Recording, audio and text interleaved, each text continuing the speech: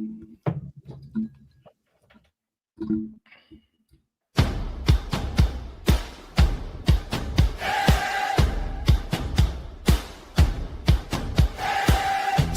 it up, here we go. You've been waiting all week. Now you know the time has come. We're taking the floor. Strap in tight, we're ready for more. It's 11 o'clock, time to bring it. The big show's here. You know we're gonna win it. Game day fever, feel it in your bones. We're cranking it loud through your head. Oh!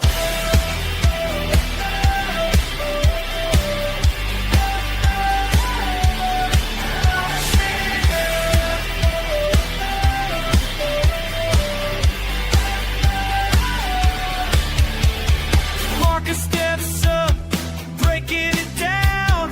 Josh has got the fire, wearing the crown. Johnny brings the heat, never backs away. Maniac lives up to the Navy display. M3's in the mix, tripling the thrill. 5 voices strong, bending your will. That load off. Another one.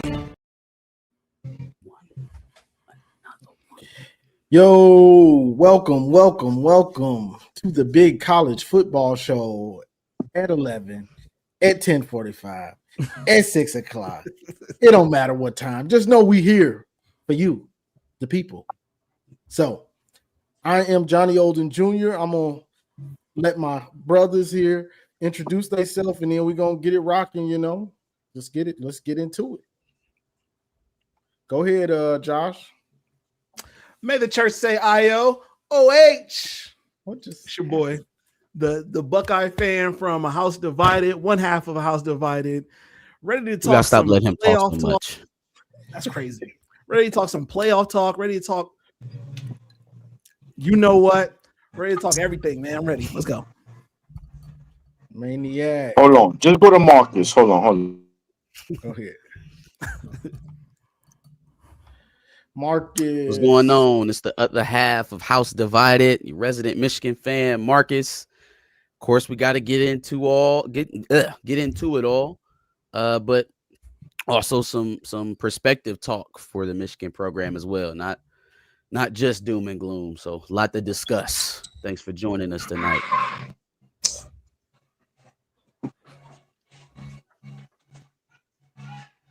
He just walks away right on his intro. Well, Maniac, you know, it's him, the Maniac. But Maniac. also we got M3 should be joining us a little bit later. So without further ado, I mean, let's just get into it. We got Michigan. Most of us are Michigan fans, and we know it's a lot of turmoil going on with our former coach, Sharon Moore, and we're trying to find a new coach. You know, so what you got, Marcus? I'm gonna leave the floor. I'm gonna give you the floor. Oh man, what a fucking week. What a week. Man. So to get the obvious out of the way, right? It's extremely disappointing because it's one thing to lose the gig. Right? That's tough. That's tough. 2 years in, handpicked, replacement, all the jazz or whatever. It's tough losing the gig. It's a whole nother thing to implode everything else that's outside of the gig in one fell swoop. And that's just kind of what we witnessed.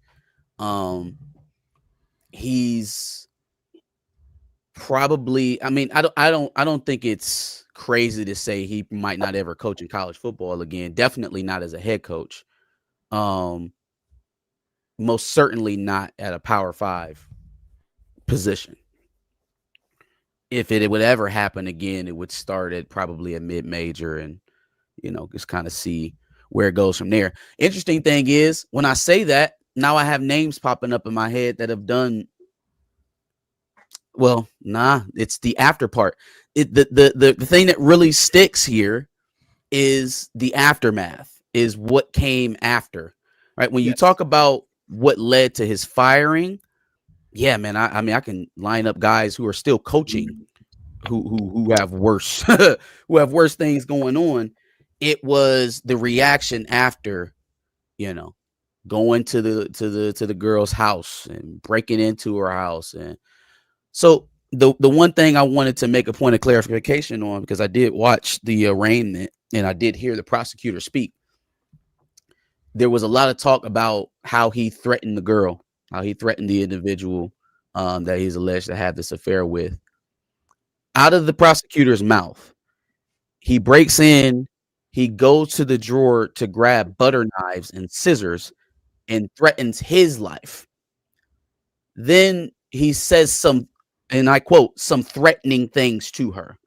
I don't think it was ever asserted that he was trying to end her life. I think it was a suicidal situation. Not that makes it better, not that makes it lawful, but there's so much going around right now about this situation, about this individual that may or may not even be true. People are not taking the time to verify sources on this thing. Some people are doing that purposefully. Some outlets are doing that purposefully.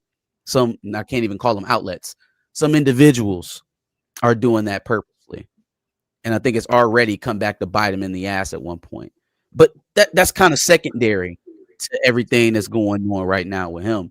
He gave, whether you feel like he deserves what he's getting right now, or you feel like he was, done wrong by the university. Oh, they could have covered this up. And what is the girl's motive? Whatever you feel about the situation, you have to be honest about the fact that Sherrone Moore handed his life and career over to whoever wished him ill on a silver platter.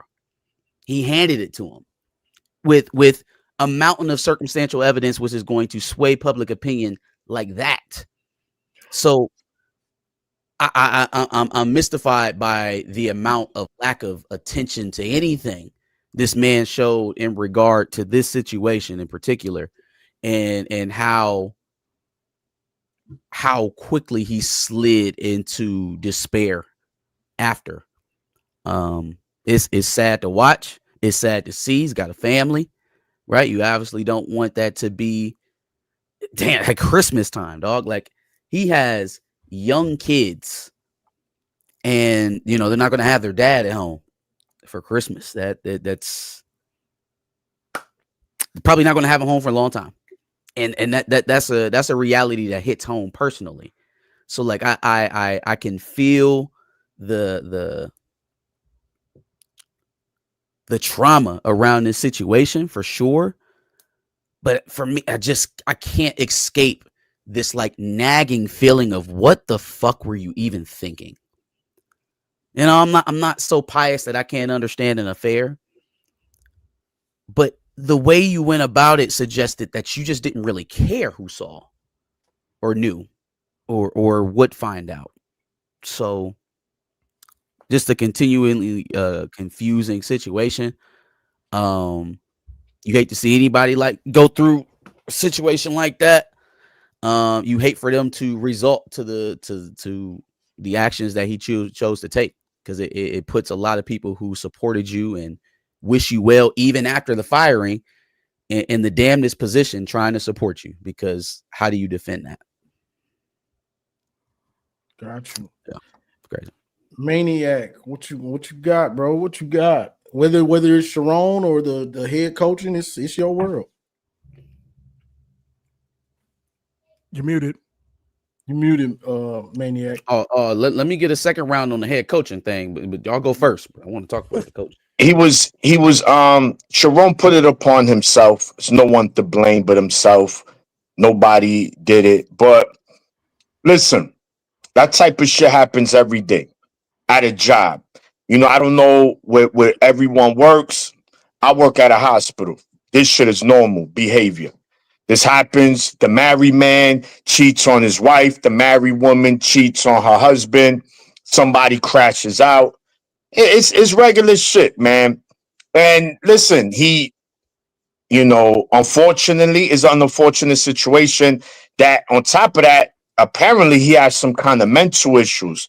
So that shit is not good. That's not a good that's always a recipe for disaster in a situation like this. But he understands his career. He pretty much just threw it down the drain. And on top of that, it's not only his career, it's his family. He's a married man with 3 children. And he has family, like that's someone's brother, that's someone's son. So, at the end of the day, he has only himself to blame. It is what it is when it comes to that part. But what I don't like, this is the part I don't like. The part showing him being arraigned and the video being out. We didn't see that with Kirk Barton. Why Kirk Barton didn't? We didn't see that. He killed somebody. He's a known alcoholic. Oh, but maniac. It's not different. It's not different.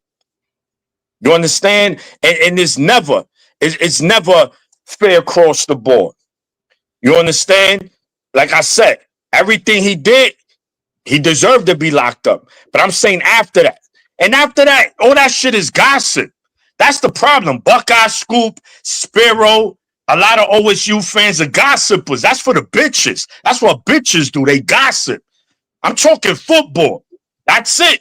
He got fired. Get your jokes in. Again, he put it upon himself. But anything after that, bro, I don't give a fuck about any investigation, who he was fucking. You worry about where the next man putting his meat at? You a weird dude, bro. If you want to know that badly, you a weird dude. I don't give a fuck who anybody fucking. You understand? So don't putting him there knowing he got mental issues and dragging him through the mud is some coward shit. And there was a lot of OSU fans, making fun of that part. That part, like, come on, bro. Like, we be wrong. Didn't your head coach father kill himself because of mental issues? But we be wrong and we go and slander your coach's dead father, right? Oh, right? Oh, you're going too far. Nah, bro, same shit. I mean, I'm not going to do that because I'm not going to play with no one's dead relative. But I'm just saying how it is when it comes to this rivalry. It's always okay for the OSU fans to pass the line, to draw the line. When Michigan fans do it, it's a problem. Y'all cry. Y'all want to fucking press charges. Man, it's just corny. But anyway, it's done. It's done. That's it. He's not the coach of Michigan. It doesn't matter no more. You want to keep hearing about this? Go to Spiro. Go to Buckeye Scoop. They've been doing the show for like 97 hours straight. That's gossip, bro. You want to worry about all the fucking women he's having sex with? Who gives a fuck? Your father probably cheated on your mother. Some of y'all. Your mother probably cheated on your father. Hey, I'm just calling it like it is. We know shit is real. So let's stop acting like this shit is, oh my God, this is a scandal. Bro, ain't no fucking scandal. It's just a dude that fell for the punani. And that was Sharon. And again, this falls on him. He put this upon himself. My issue is after that, bro, dragging the man, showing him in his fucking cuffs and speak the judge speaking to him. I didn't see that with Kirk Barton. Why is that, though? Kirk Barton killed somebody. And he already had a history of fucking drinking DUIs. But now, hey, have some empathy for his family. You got to have empathy. This is bigger than the rivalry. Yes, when it's fucking Michigan. It's always bigger than the rivalry. When it's Ohio State. When it's Michigan, now we going to joke on you. All right. It is what it is. You know what I'm saying? But look, it is, like I said, we got to move on. Michigan has to find the coach, and they have to do it fast. And I guess we'll get there when we get there. Yeah, we'll circle back to the head coach and stuff. We'll just circle back. Cool. Go ahead, Josh. All right. First of all, I'm of the belief that a person put in a position like a head coaching position for one of the biggest programs in the state is fucking. I just believe that, right? Nick Saban, Lane Kiffin, Ryan Day, maybe even, they're fucking, right? When they're ahead of a program as big as some of these programs, they're fucking, right? I just assume it. I don't know it to be true. I just assume it, right? The problem here is, like Marcus said, everything fucking afterwards, right? Well, first of all, I do feel for the family as well, because the family didn't deserve to have to go through that. If Sharon Moore didn't have a conversation with his wife about what would come with being in this position and all that shit, and clearly she didn't understand. I mean, do we have confirmation that they're leaving? I don't think she understood the situation. So Who knows? because of that, I feel for the family. They don't deserve to go through any of this. So that's that, right? We know what the situation is. It is what it is. I do agree with Maniac to a certain point. I believe both sides are corny when it comes to this shit, right? I believe that Ohio State fans, Michigan State fans who are posting the arraignment and shit like that, like, let's keep it football. I don't give a fuck about his arraignment and all that shit. I don't care. He got fired. Let's laugh about who they're going to bring in as a coach, because they fired their coach so late at this point that who are they going to get, right? Let's laugh about that. I don't give a fuck about the arraignment. At the same time, Michigan fans are also corny for, in this situation specifically, trying to compare it to everything Ohio State. That's corny as well, right? If we're going to call one thing corny, both things are corny. That's how I feel about that. Last thing, again, whoever y'all get for your coach at this point is laughable. What you laughing We ain't at? there I don't yet. think We there's ain't there anybody yet. to fucking get at this point. We not Yeah, We're there gonna yet. circle back to the coaching. Concerns me. We're gonna circle back to the coaching. Okay, all right. Well, I'm just going to say Ohio that part. State fans, they There's got problems nobody that you're going to following get at this point that concerns directions. me. Just saying. What up, M3? We talking about Sharon, and then we gonna go to coach. You the last one, so you can go in. I thought we said 6:30. Oh, Yeah, Nah, cuz. I scheduled it for time in a 6 row. and everybody was waiting. All right. So I've talked about this to nauseum. I come to you today as Sharon's PNCC. For those who don't know what that is Sharon's post-nut clarity consciousness. And pause. And we are as baffled as anyone, bro. I thought once you had that clarity, everybody on the panel knows that clarity, right? When you do something you're not necessarily supposed to do, but you have a good time. But I'm talking about immediately afterwards. You like, yo, what was I thinking about, right? And that didn't happen for Sharon because he kept doing it over and over and over again, apparently. That said, I too am tired of talking about it. I disagree though with the other fans like being able to run with this, because once the hammer didn't drop, we ran with that. Once your man, hit and tragically killed someone, we didn't necessarily on my channel like run with it, but we definitely said something about it. So as fans, and this is what trolling is, bro. Like, I'm not gonna stop anybody or be mad at anybody for trolling. It is what it is, bro. This is you get an upper hand in any way it is. Take advantage of it. I don't care. That said, you have to understand that these are real people involved. Like, he has children, he has a wife. Now, again, I'm gonna say something that maybe a lot of Michigan fans don't want to hear. A lot of people don't want to hear. It's Sharon's responsibility to take care of his family and his wife, and to make sure that they're not embarrassed, and to make sure that they're not the laughing stock of the nation. Not mine, not anybody else's. I can't be up here policing what people say about Sharon, because Sharon didn't give a shit. So why should I? So that's where I stand on it. It is what it is. If you want to make fun of Sharon, feel free to do so. I'm not going to do so anymore, but you can do your thing. Got you. yeah. I'm just saying. Let me know- ask this. To Go this, ahead. is it a fucked up situation? What happened? Yeah. Yeah. Yeah. All right. So if Sharon worked in Walmart, he was a nobody and did this. Would anybody care? No. So it's not a fucked up situation. It's an unfortunate situation. But anyway, let's move on. Yeah, my thoughts on it is, it's just disappointing because this is my thing, we know all this type of stuff goes on and everything, but it's just the because I look at, I'm not big on this speculation, and I don't like to even talk about a lot of stuff because it just don't interest me. I like to talk sports, like Maniac said. I like to talk football, X's and O's. That's my forte. But it just bothers me because you got a position that you honestly probably didn't deserve. You kind of lucked up into it, and these young men, yeah, some of them making money, but they're going to these colleges to try to make it to the NFL. That's everybody's goal, is to make it to the NFL.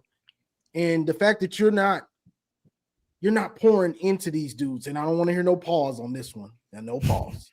You're not pouring into these dudes. You're not helping them. You worried about other things, bro. When these dudes' livelihood, when you're a young man and you trying to make it to the top of sports, your margin for error, those years, every year matters.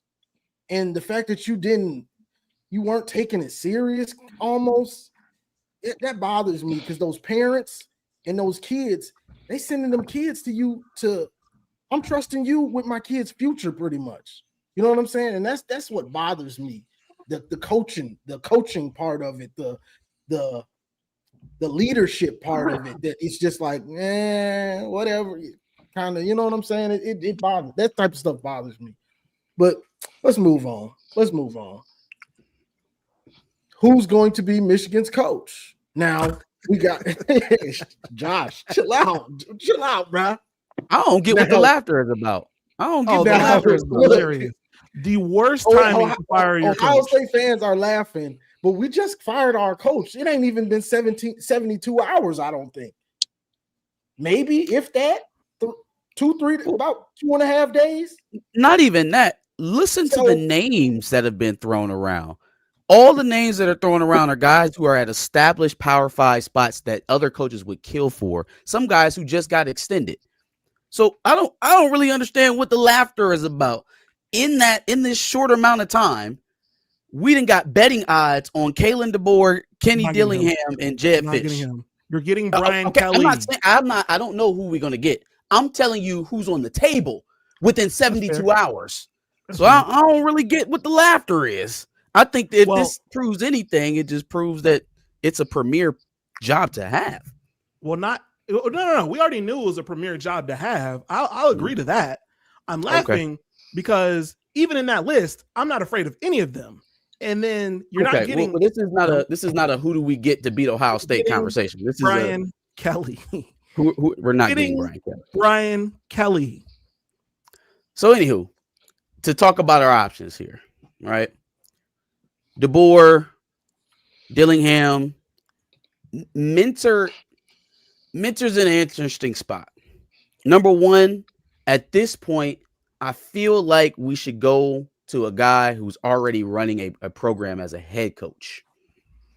Maybe I'm overthinking it, but just seeing how it kind of takes guys who have never run a team, either a lower position to cut their teeth, or a season to get acclimated to what the real demands of being the head guy are. I don't think we have that. We don't have that type of delay to take right now. So I feel like that's what's pushing DeBoer and Dillingham above him. Also, I don't know if Jesse Minter wants to work for Ward Manuel. And maybe Ward's just in there to make this next hire so he can have a more graceful exit than being fired off the back of your head football coach being fired. I will say this about Ward Manuel. No, he gets a lot of shit. And I mean, when you have these type of scandals going on under your nose, it's usually going to blow back on you. What do you want your athletic director to do? Panel, what you want him to do? What do you want from your athletic director? I want wins. I want you to win at the highest level. Hockey, baseball, football, basketball. Basketball look like they about to win a natty this year. So if it's a Jesse Minter Award Manual choice, I know where we would land as football fans. he's got a strong deck in that argument. Plus, Jesse is still attached to the prior regime that they're trying to put separation in between right now. So I think that's where Jesse is he's falling out of a lot of people's mind when we're talking about who's up there. In between Dillingham and DeBoer, DeBoer feels like a guy we can trust to at least keep the level that we're at right now, maybe even better. Dillingham, there's still a question to me about. All right, he was the OC at. Was it Bama or Georgia? Where was he at? Somewhere in the South. Kenny Dillingham. Where was he at OC at before he went to Arizona State? I'm not sure. Oregon. Was it Oregon? Okay, Yeah. cool. So he's out there with Lanning in Oregon, doing his thing at Arizona State. I don't know if that's enough for me personally, but he is a hot name. I like his temperament. I like how he gets his guys up to play. I think you hand him better talent and he could be successful. But again, he's another young guy, mid-30s, with fleeting success at a smaller program. You know, we've seen that before. We've seen the Scott Frost. We've seen the Matt Rules. Oh, he wins everywhere he goes, gets to Nebraska, and it is what it is. You know, oh, Jonathan Smith, look how he rebuilt Oregon State. He's already gone. They already kicked him out of Lindsay. Don't work. Well, but we can't make that type of choice. We can't say, oh, well, he's the young, hot, new sports car. Yeah, let's go get the Tesla truck. I don't know if the Tesla truck is for Ann Arbor. You might just want to go get that F-150 that you know is going to get you where you need to go. And that's what feels like we're choosing between the sporty 21st century car or like the pickup that's going to get you from point A to point B. I would much rather lean on the pickup because that pickup has lost 2 games this season. Was a good team, but probably underachieved last season. But the season before that, he was in the national championship. So I'm leaning DeBoer. Not mad at Dillingham. My first pick would probably be DeBoer at this point. Got you. Maniac, what you got? You muted. Dillingham is out. We got you, chat. We hear you. He's not coming. Nobody's coming to Michigan, and they're not going to have a coach. They're going to be coachless. So there you have it. That's what's going to happen. Because Ohio State fans, they know everything. So no one wants to come to Michigan. It's a top 90 job. Nobody's coming. Nobody wants to coach here. So I don't think they've offered him yet. I don't think they've officially offered him yet. I think they've been talking to his agent. But if they no, he's not coming. He's not coming, Marcus. They know everything. They know everything.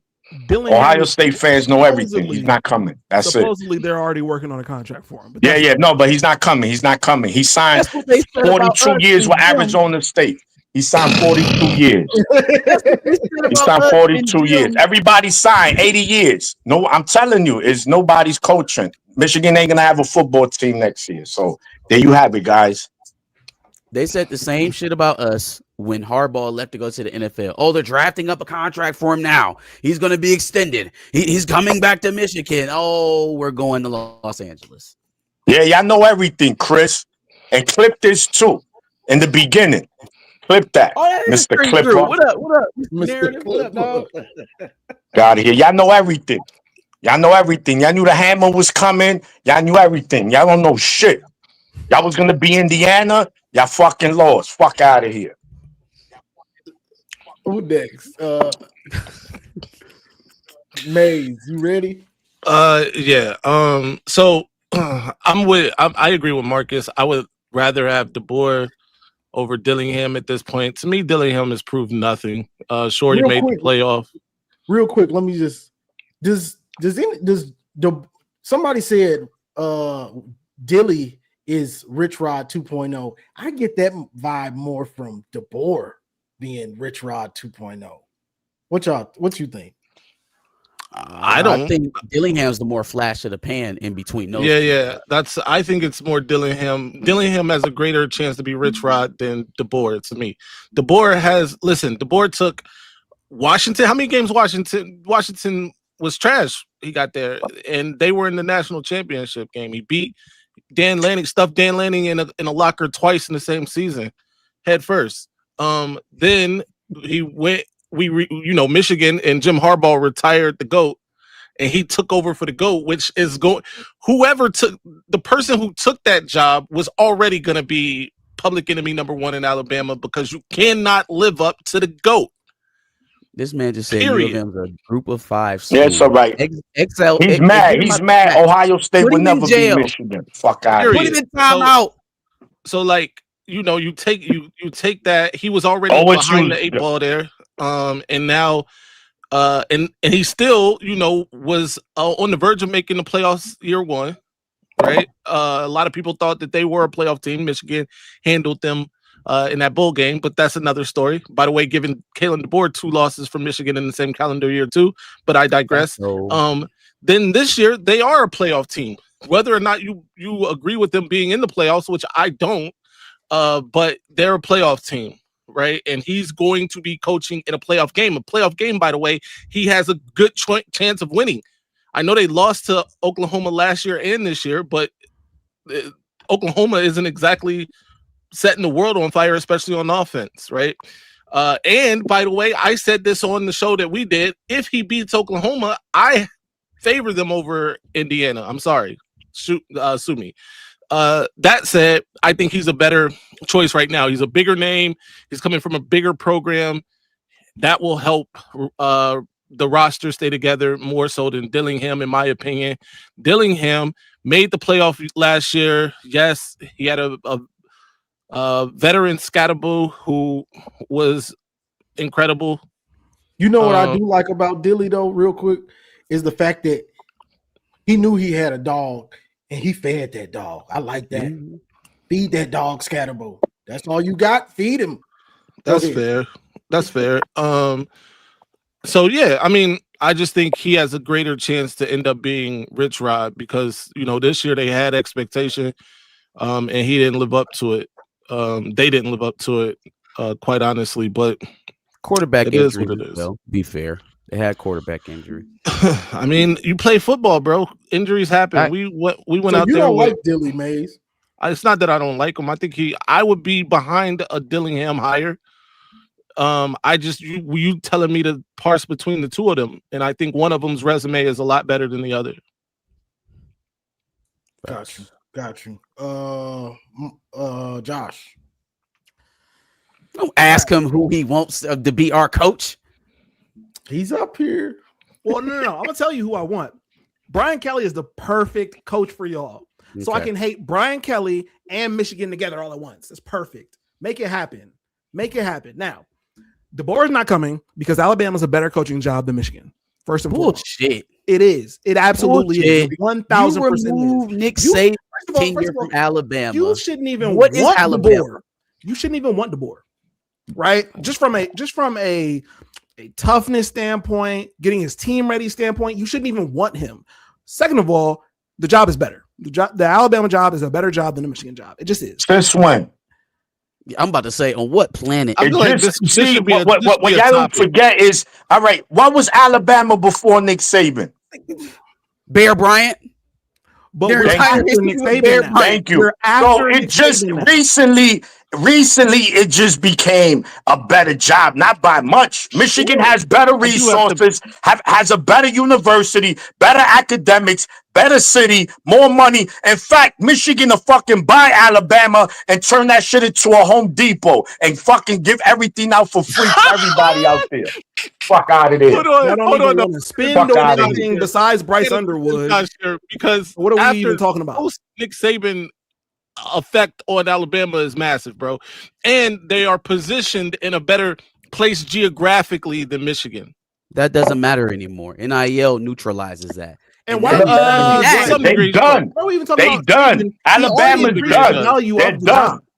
He already increased the value of the job. It's there, right? We don't get to say, what if Nick Saban a better job based on what Saban did? The value is there. That's fine. But let's just go back 2 years. Turn that shit into a Home Depot is crazy. Let's just go back 2 years now. Telling you, fucking Michigan, better job. They ain't got nothing better right now. We speaking now, not the past. We I got speaking you. right Hold now. on. Let me Team get y'all my right now. point. What are we? All right, 2 years ago, national championship. Harbaugh leaves to go to the NFL, right? Alabama's a better is job. open. In the 90s, Where- nobody give a fuck Hold about on, bro. Alabama. Hold on. They're a better team than y'all right now. Shut up. All right, go It's ahead. Michigan barely. never, Barely. Barely, yeah, Never- exactly. if They're Michigan in never the play hires game. Sharon Moore, if Michigan never hires Sharon Moore in 2023 after Jim Harbaugh goes to the NFL, where does the board try to get his job first? Alabama or Michigan? Kalen DeBoer had interest in the Michigan job 2 years ago. So now all of a sudden he's at a better position at his second option. So he's going to go to a Michigan team that hasn't made the playoffs versus the team that he's currently at that are already What are in you the talking about? playoffs. Hasn't made the playoffs. What are you talking Yeah, about? we gotta cool it on this. Hasn't made the playoffs. What are you talk, talking bro. about? What do you mean? He's going to hasn't go made to the playoffs? Michigan. He's going to go to Michigan. Right. You haven't made the playoffs this year, currently, right now. He's going to go to Michigan, where y'all haven't made the playoffs, versus a team that he already has right now that did make the playoffs. Okay. Hold right there. Hold right there. Josh, how many losses does Alabama have? 3, How many losses does Michigan have? 2, Three. 3. or Three. 3. My fault. They have as many losses as we do. They barely slid into the One playoffs. of those was in a If you are conference assessing the championship. rosters, if you're assessing the teams, we were separated by one game. One The dub. game, One was a dub. conference championship, and they already beat that team. Right. in If the we would regular have won, if we would have won our game versus you at the end of the season, we would have been in a conference championship, right? And we know Alabama should have never been in the playoff. We They wouldn't, got though. You're trying to clothesline build in the Alabama championship into the game. big Not bad- even remotely competitive. You're But trying we to wouldn't build have been in Alabama the, to we the wouldn't have big been in the bad playoff. bully. if we Like, beat it's Ohio not- State. No, I'm not. No, It I'm is. not. I'm just saying, as of right now, it's better. And why would he leave a situation to go to a situation that's It's not a game better. It's a definitively game better. better? They wanted his ass out of there. They probably will be talking about him being fired had he lost the Iron Bowl, and he almost lost the Iron Bowl. What the fuck are we talking about? does not Better count. how? Almost does not count. It does not count, right? Almost and it's do not count here. If I I'm was talking going about to what's make actually a happened. strong, if I was going to make that strong of a decision, saying, "Oh, they're clearly better than you," I would want more than one game to make that determination. I wouldn't be Leave sitting the all of that. situation he's Oh, they're already clearly better currently than you at. because they're 10-3 and you're 9-3. To Clearly leave a better the program. situation he's already at right now. So, He's already hold on. there with a better Hold on. team currently. What are we even talking about? All Let's- right, let's so look all right. So we're gonna agree to disagree, but go ahead. Just go ahead, finish. Now, Dillingham is also not coming there, right? Not okay. I won't even say not coming there. Why? Apparently, Can you I know provide everything. something other than just saying, "Oh, he's No, not because coming"? they all Likely- OSU fans, bro. They know Likely everything. Not coming there. They know He's likely everything. not coming there. Arizona State is probably going to give him a better contract. He's probably going to get a raise because of y'all, and he's He already didn't say an he Arizona wasn't State coming. guy. He's already an Arizona State guy. That's his alma mater. Yeah. And so he's going to end his career at Arizona likely- State. His career likely- ambitions was Likely to retire not at going Arizona to State. Michigan in this situation. Likely not going to leave in this situation. Am I saying for sure not? No. Likely not going to leave. So then what does that leave y'all with? Jesse Minter, maybe? I'm not even afraid of Jesse Minter, right? We're just going to get Oh, Sharon Moore please. 2.0. Yeah, now you just talking. Why wouldn't you be afraid of Jesse Minter? What did you ever do against Jesse Minter that would make you so confident You against Jesse already Minter? got Wink Martindale who does the same defense. Why would I I'm be not talking about Wink Martindale. What did your team ever do against Jesse Minter that would even give you an ounce of Jesse confidence? Minter wasn't even the head coach. Right. I'm going to ask you the Why same should I be question afraid again. as What a head did coach? your Why should I be team afraid do of Jesse against Jesse Minter that would give you so much Jesse Minter as a head confidence coach? I don't know what he's that going you're to do. not afraid of him? Why would I ever be afraid of somebody that I don't even know what he can do as a head coach? Why would I Well, be afraid? you know that he can shut down your offense pretty proficiently. He can hold did you under 20 points did it 2 years in a Maybe row. once? Hold Twice, on, maybe hold on. twice. Hold on, Josh. How- Hold on, Josh. Hold on, Josh. Hold on. David Elliott Miller. What is the obsession with having a buck, whatever, on M podcast? This is a big, the title is The Big College Football Show. Josh is a part of the show. Josh is a part of the show. If you don't like it, Yo, Let's Hold be on. real. Chad don't like me right now because I'm telling him what it is. I'm not just, Y'all don't I just have this bring him up. wide. You don't have this wide coaching tree that you can just pull from right now. You don't. We all know that y'all had to fire your coach, but we all know y'all did it at a inopportune time for y'all. I'm not telling y'all anything crazy. As I'm not far as telling the y'all college anything schedule, it was probably the best time to do it. It's before the portal opens. It's after National Signing Day. They literally have to stay in place while we find a new coach. It is the most opportune time to find a new coach if you had to do so. It's not. Everybody It's, we didn't want it to happen. Don't. We didn't want it to happen. But in terms of the schedule, how it's set up right now, we're in the middle of the portal starting, and we're after National Signing Day. If they'd have done this 2 weeks ago, there'd have been more options, but we'd have definitely lost more players out of the class. Did I say it was the worst time? No, I said it was a inopportune time because literally everybody else already got jobs already.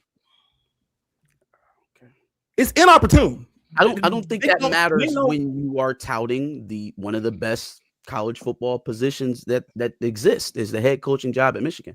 I don't think that matters. We're talking to hired coaches. We're talking to hired coaches. We're not talking to nobody who's sitting on the bench like Brian Kelly. We're talking to hired coaches. I don't think that the expectation is everybody's going to shut the door. Now they still could, but the fact that they're swinging where they're swinging right now should let you know that they're probably either had already started these talks or are very confident about where they're going. So why is your ceiling DeBoer and Dillingham if you're going after already currently hired coaches? Who else would you prefer? Who are we supposed to go after? I'm just saying, you're talking to hired coaches. At that point, your ceiling can go as high as you want it to be, right? So we should call Ryan and see if he want to change colors. I'm just saying you can go. Well, first of all, do you believe that Ryan Day is the only option in that situation? No, but I'm saying what we should start calling Kirby Smart and Ryan Day and Kirk Cignetti. And can I ask you this? Is there literally Kalen DeBoer and Kenny Dillingham as far as hired coaches at the top? Is that them at the top? I would say those two, probably Jet Fish is next up after that. I don't think that's the top. And I could exclude Ryan Day out of it. And maybe tell us who the top is then. Who's the top? Yeah, tell us. No. Cignetti already signed a contract. There's plenty of other. Y'all don't believe that there's other coaches? Name them, though. No, but who is the top? Dabo Give it to me. Dabo Swinney's the top no more in this era. Coach O. Oh, he obviously doesn't have a job. There's plenty of coaches that are better than Dillingham. Coach sitting on the bench. Yeah, he's sitting on the bench. Coach Dillingham didn't even win his conference. Like, there's a top that I feel like y'all are not even. Yeah, but you haven't named anybody that no. Cignetti's the only name that you've given so far what that are you talking would be Cignetti, considered. Ryan Day, Kirby Smart. My question. Those are the top. Those three are the top. That anymore. Dabo isn't that my anymore. question is only if you're going after hired coaches, why are you limiting yourself? There's literally playoff teams. Okay. Right? Why are y'all not going after literally anybody else? Sark is better than some of those names we already mentioned. Dillingham? Sark, you would take Sark over DeBoer? Maybe not DeBoer. Sark's but not leading Dillingham right now. And then Mentor, maybe. I'm not saying that we have the pool to pull somebody out of the best situation, right? You talk about Georgia and Texas. Those are the two top teams in the SEC for me in terms of job, in terms of position. You want to talk about geographical area. Austin, Texas is probably the best geographically. Marcus Freeman got eyes on the NFL. He want to go to the Giants. I'm just saying, we want to land somebody. No, I'm not saying that we wouldn't ask, but you want to have it be realistic. All I'm saying is I would think that it would stop at Kenny Dillingham. That's Marcus Freeman's a good name, but he's also a Buckeye who I'm sure has ultimately wants to coach the Buckeyes at some point. Exactly. And I'm gonna say this regardless who Michigan hires, that coach has a lot on their plate. Because I think what's really the problem here is not taking over Michigan. It's a phenomenal job, top job in the country. It's what comes after that. Sharon Moore didn't get fired just for lackluster coaching. He got fired because he had inappropriate relations with a staffer, right? Now, a lot of Michigan fans wanted him out because it just didn't look right. Still win 9-3, right?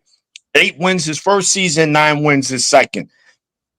The question is, if you're a coach right now, you see what's going on in Michigan, right? We got to address the elephant in the room. We know we just finished a scandal in July The haters was sick. They thought this hammer was dropping. But then less than 4 or 5 months later, your coach gets fired for what he did.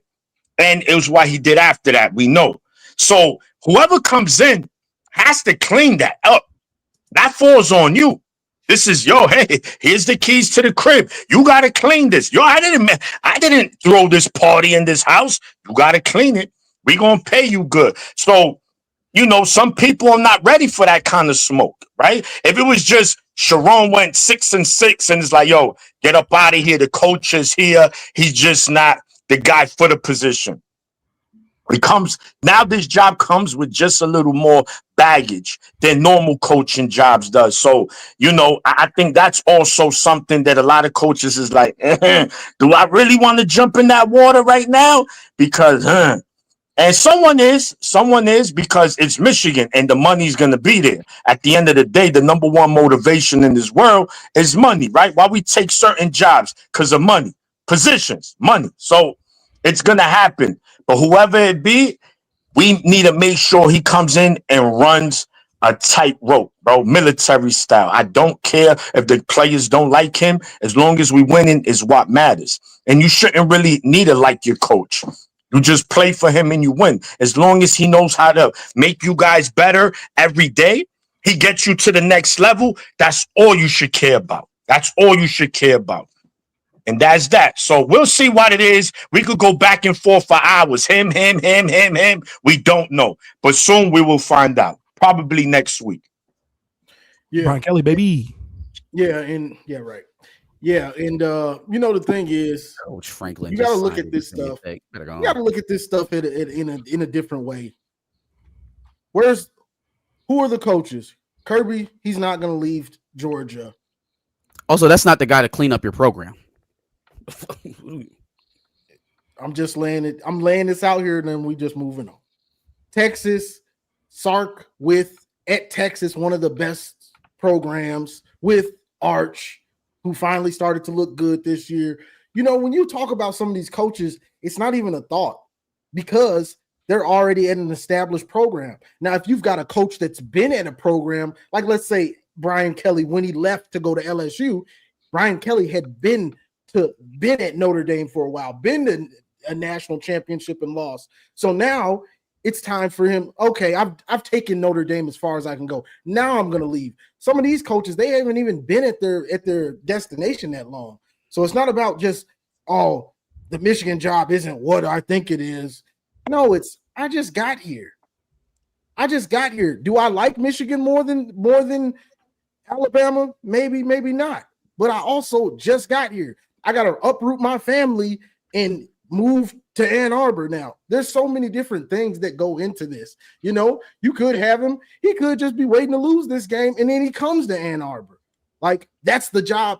That's the job that I really always wanted. That's my dream job. Yes, Alabama might be your dream job, but guess what?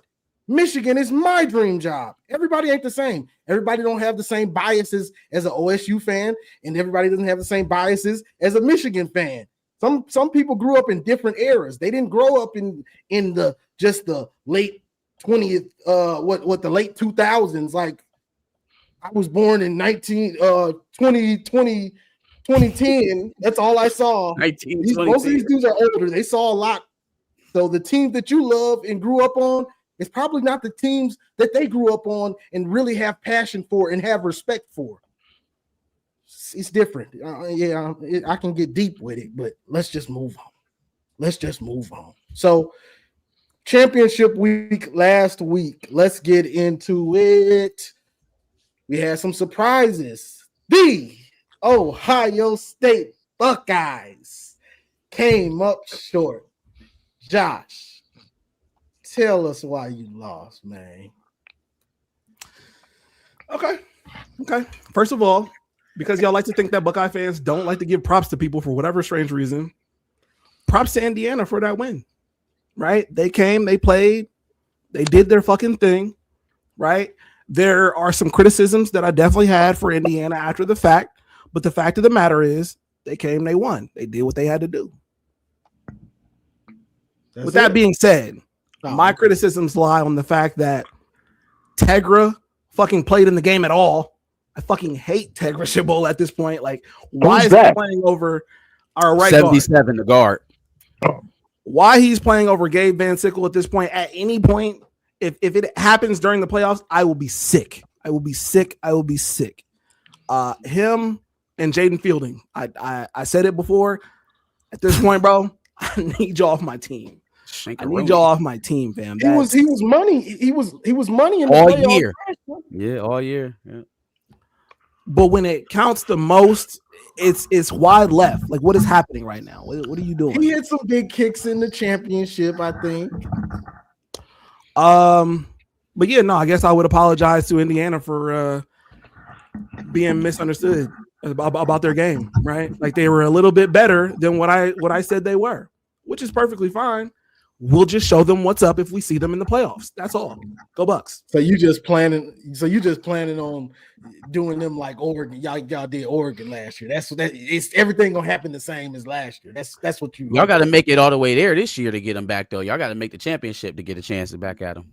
Or both of y'all would have to make the championship. I was about to say, don't do that to us and then not do that to them. Both of them would have to make the championship for them to meet up again. Okay, so then let me ask the panel this. Our first game is Texas A&M or Miami. Do y'all have either one of them beating us? A&M, maybe. Miami, no.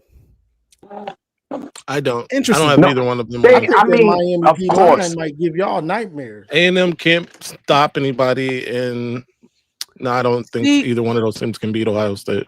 So here, I don't want Yeah. to skip ahead because I want to talk about the championship game. But if we're Yeah. talking That's fine. the matchup with Ohio You State skipping and Texas way A&M ahead. specifically, You get there. if they have athletes on defense that can get pressure on Julian Sand, I Which think Miami does. right. Miami The does. telltale sign of that is that we got 10 points versus Indiana. We have 14 points versus Texas. Athletes on defense that can get pressure on the quarterback. You can stifle that offense to a certain degree. Can you keep them down the entire playoffs? I don't think so. But for one game, when Marcel Reed's got it going, if you can slow them down to any real degree, you can create some separation on Ohio. It's just, do you have the athletes on defense to pressure them is really what it comes down to playing them right now. If you can't, then you're dead in the water. I'm absolutely not trying to talk about this L. Let's move on to the playoffs, baby. No. That was a week ago. Indiana. That was a week ago. There's That was a too week much ago. We time. don't care about that no more. We do a recap every week, Josh. Don't run That was from your forever recap. ago. That's old news. Don't run from your recap. Look, I told y'all what it is. Like I said, I apologize to Indiana. Props to you. We're going to get it back in blood in the playoffs. Oh, come on. We're recapping. Go ahead, Marcus. Yeah, I thought it was an impressive game. I thought they had a good game plan. I thought homeboy Pounds had a it was tough at times, but he didn't quit playing. Like that's a good game film to show young corners about playing elite receivers. You're going to give up some good plays. You might even give up a TD. Don't stop playing, because if they didn't have some of those plays that he made in that game, especially in the second half, there's no way they would have won it, right? And there were times where Ohio State felt like they were like, all right, no, we're not going to lose this way. Get the ball to Jeremiah Smith. They were able to stifle the run in the second half and make them one-dimensional, though. And I think that played into Indiana's favor. Can somebody else along in the playoffs do that to them? We'll see. We'll see. I don't necessarily think it'll happen in their first game, but it is something that's on tape now, right? If you take the run away from them and you can get some sort of pressure. Also, I think at times in that game, Julian Sand went back to, all right, let me get the ball out quick over. Let's take the shots, right? Against us, it was like, no, sit in his pocket and throw the Hauser, throw the H-bomb. But in this game, he was a little bit more cautious with the ball. I think he's better when he slings it, man. I think he's a lot better when he plays with reckless abandon. Can you get him that comfortable in the early situations? Because it didn't happen that way necessarily against Indiana. They weren't able to consistently move the ball, and then special teams didn't help him either. So shout out to Indiana. Shout out to Mendoza, who I expect to be the Heisman winner. Shout out to Cignetti. I mean, getting this team to this point, even though I do still expect there to be a season in there where Kirk actually has to build up the program. I think a lot of what he's done over the last 2 seasons has been based on the portal, that 2 really good portal quarterbacks. But right now, it's still impressive, man. It's amazingly impressive to beat the #1 team in the country in your conference championship on your way to a 13-0 season. There's no way of getting around that. You better Google the man. Question for you and everybody else, I guess. Do we also feel like this was a much more conservative play calling on the offensive side for Ryan Day and the offense as a whole? Compared to our game, sure. Than we've at least seen in games leading up to it? Well, the thing is, Cignetti in that Indiana defense, they forced him to change his game plan. They started having to move the pocket and stuff like that. You know, they had to start doing like speed outs and things like that. They couldn't just drop back like you normally do, because you couldn't block Indiana. So now they forced Ryan Day's hand. Okay, what's your next move? Because this one ain't gonna work. You're gonna have to do something else. Indiana forced their will on y'all. So sad. My opinion on the game is simple. I'm coming into the game, I thought Ohio State would win this game by double digits. I just thought at some point, the talent would catch up with Indiana. And you could tell by my statement earlier, I still believe that. I still believe no matter who wins between Oklahoma and Alabama, that they'll beat Indiana. I hope I'm wrong, actually, but I think that's the case. In this game, I just think Curt Cignetti obviously and clearly outcoached Ryan Day. He and his staff did a masterful job of scheming up, especially on defense. What they did on defense, I thought was really good, especially since, not having the horses that Ohio State has. They really had to be the game plan, really. You know what I mean? They did get a great individual performances, out of a couple guys, and that corner was really good. By the way, I think JJ ended up with like 144 yards, but a lot of those yards came on that last like Hail Mary that he ended up catching somehow. Yeah. So, if it's not for that, then I think he's just under 100 yards. So I think that Indiana is a problem. Don't get me wrong. It's not going to be easy for any of those teams. It's not going to be easy for Oklahoma or Alabama to, beat them. Even though I think either one of them will. Because Curt Cignetti he's a great football mind. It's that simple. He's a great football mind. I underestimated Cignetti year 1. I won't do it again. I underestimated him coming into this game. But he's really shown me something. He schemed up Dan Lanning. He schemed up Ryan Day. And both times, he got victories. And a lot of people, even this person here is saying that, we played terrible because, you were forced to play terrible. It wasn't just that you played terrible. They made you play terrible. Sure, some of that was self-inflicted. Everybody in every game had some self-inflicted wounds too. But for the most part, Indiana forced you guys into a bad game. That's, it just is what it is. Maybe next time your game plan is better. It could happen that way. Maybe next time your athletes are just better. It could happen because they only have 7 blue chip players on that team. Right. So it could happen. But that night they schemed you up, and it's not about how terrible y'all played. Why everybody played terrible all of a sudden? Like, come on, man. Like, y'all got to stop it. Cut it out, bro. It's football and things happen. And on that night, Curt Cignetti was better than your coach. That's a foreign concept to a Buckeye fan. Bryce Underwood just played terrible. It wasn't the Ohio State defense. It was just he just played terrible. It was a bad game by the quarterback. Terrible. It wasn't y'all. Yeah. It wasn't y'all. Did y'all hear me while I was talking? Why do y'all do that? We ain't talking to you, not you. We talking to the not you, Josh. But look at your fellow fans. Actually, you forced us to play terrible. Listen, Ohio State's never lost a game in their career. Never. No team has ever beat them. It's either the refs, Connor Stallions, or they beat themselves. That's it. Shout to the six reasonable OSU fans in the whole world. Josh, you one of them. Thank you. Because they never lose. But yet, we can say Texas beat themselves then. Oh, we can't say that. That was just too good. See, like, hypocrites, bro. But anyway, I'm not going to get into that. Indiana proved that they belong. Because even myself, I thought they were going to lose that game. What Cignetti showed is that he has built a certain toughness that you need to win to compete for a national championship.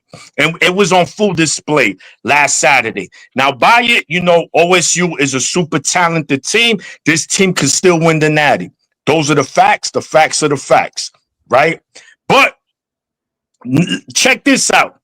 The three best teams they played this year, Texas, Washington, and Indiana.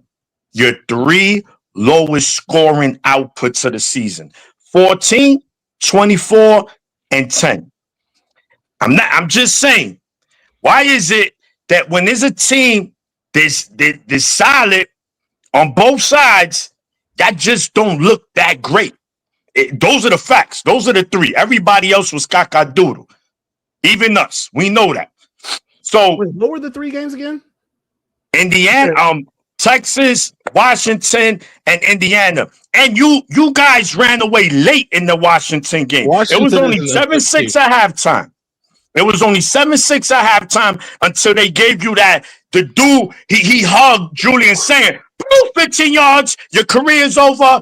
Bro, like, what the roughing the passer on that? Come on, man. That's it. The bottom line is this. Indiana could compete with anybody. That's what it is. Ohio State, if you're an Ohio State fan, as much as I hate y'all, as much as I hate your fan base, everything, we talking ball here. They probably still the favorites to win it all. Ohio State. Now, will they? That's a different question, but it's still going to be tough to beat Ohio State again, right? Especially if Indiana got a plan. We know beating the same team twice is always tough. But this year, there's better teams in the playoffs. And A&M and Miami on paper, those are blowouts for you guys. But guess what? You don't win games on paper. Those would be interesting, especially if it's A&M, because y'all playing in the Cotton Bowl. So if A&M wins, that's going to pretty much be a home game for them. Even though y'all do travel well, don't get me wrong. That's another thing I give y'all. As much as I hate y'all, and I will always say that I hate y'all, but y'all travel. OSU fan base travels. A bunch of damn cockroaches. They just everywhere. So that it is what it is, but that'll be interesting. But I don't think A&M got the dogs on defense to hold you guys. They on offense, I think they'll be able to move the ball. How much points they'll score? It depends, because no team has even scored 20 points on your defense this year. No team is yet to score 20 points. So that shit is impressive.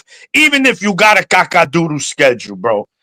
Because that's not easy to do. So, you know, shout to both teams. I think Ohio State and Indiana are hands down the two best teams in America. And I will not be surprised if they meet again in the national championship. Yeah. And shout out to Indiana, even shout out to OSU at this point. Who cares? But you know, when watching that game, the thing that impressed me, like I was saying, was you can not like it. It don't matter to me. We're talking football. We're talking X's and O's. Indiana forced OSU to switch up their game plan when it came to passing it. They did. They forced Ryan Day to do that, to look at something else. And then, you know, what really surprised me, and Josh, maybe you can tell me, Ohio State ran a trick play in that late in that game.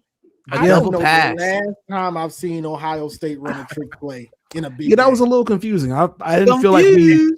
That's how I know he had Ryan Day in That's a fair. blender a little bit. Like, yeah, I don't want to drop back normal. Let me try something. let me try Sprint out something. fast I on want 4th and this 1. game. I want this game. So that's when I knew, like, Indiana's defensive coordinator got them in a blender today, So it is what it is. Will Ohio State get payback? Wait and see as the college football playoff turns. The answer is yes. Let's see. Who we got next? Georgia, Bama. Georgia dominates Bama. Kirby Smart gets that Alabama monkey off his back, so to speak. And this was control butt whooping 101. Y'all ain't about to mess us up. And for me, I think Georgia might be playing some of the best ball. I think a break actually hurts them because I think they playing their best ball of the year right now. I like Indiana's playing great. Of course, they're undefeated, beat Ohio State, but I'm not sure Georgia's not playing the best ball of anybody right now. Go ahead, Marcus. Yeah, there's no such thing as an Alabama monkey. It's a Nick Saban monkey, and that thing left out of the door a couple years ago. So I think Kirby is got it together there in the SEC, reclaiming the throne. I think I agree with Johnny that Georgia's playing the most dangerous ball. Other than Indiana, I guess you got to give Indiana their respect. They beat Ohio State in their conference championship game. Outside of that, Georgia probably looks the most impressive to me in the top 5. It's going to be interesting to see how they sustain it, because you made a good point about them having that first bye.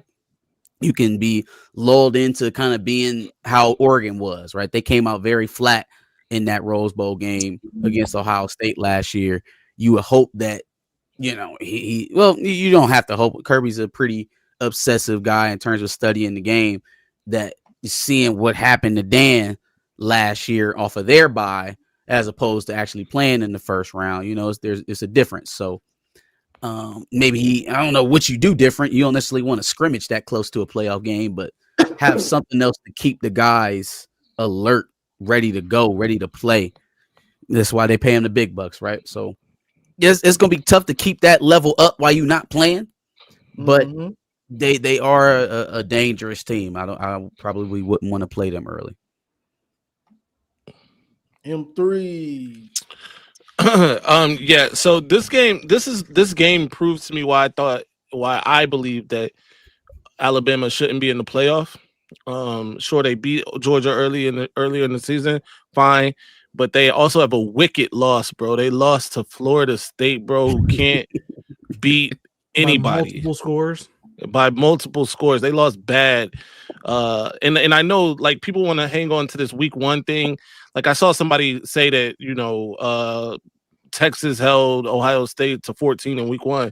Yeah, they did. And it is week 1, but also, why are we playing the game then if we're just going to say it's week 1? Right. Like, so what? Still go out there and play football, bro. Win the game.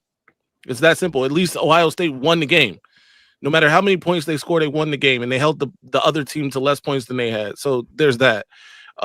Also, this is where I thought it was really funny, and this is why the committee is a joke to me.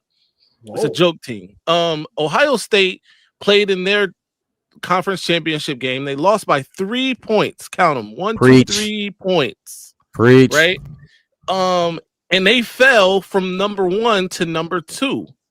Right? They came in number 1, they lost, they fell to number 2. Makes sense to me. Yep. Although I would have had them drop to number 4 just because the other teams won their conference championship games. I know I don't like Ohio State, but it has nothing to do with that. All right, either way. Then Alabama came in number 9, got blown off the field. They lost by 3, count them, 1, 2, 3 touchdowns. And stayed number 9. Bro, stop the presses. How do you explain that? You have to explain it, bro. There's no way that you can't justify this now. Like somebody brought up earlier, you barely beat Auburn. Sure, you won the game, so barely. We don't want to necessarily hear barely, but although we don't want to necessarily hear barely, that committee went into there and pounded the table for Alabama to be number 9 because they had the guts to go for it on 4th and 2 against 5 and 7 Auburn.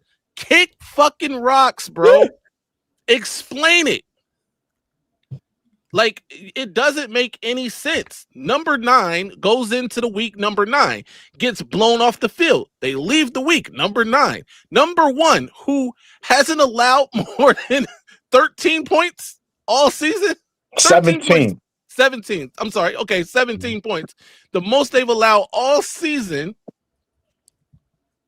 They're beating the brakes off of everybody they play. They go into their conference championship game, lose barely. Here we go with that word again. And you tell me that they can drop, but Alabama can't. Who the hell is Alabama? Who are they paying, bro? Who do they have dirty pictures of? Because this makes zero sense to me. And then, you know, of course, the fallout is, of course, Notre Dame gets left out of playoff, which I thought was pretty hilarious, even though I would have put them in the playoff.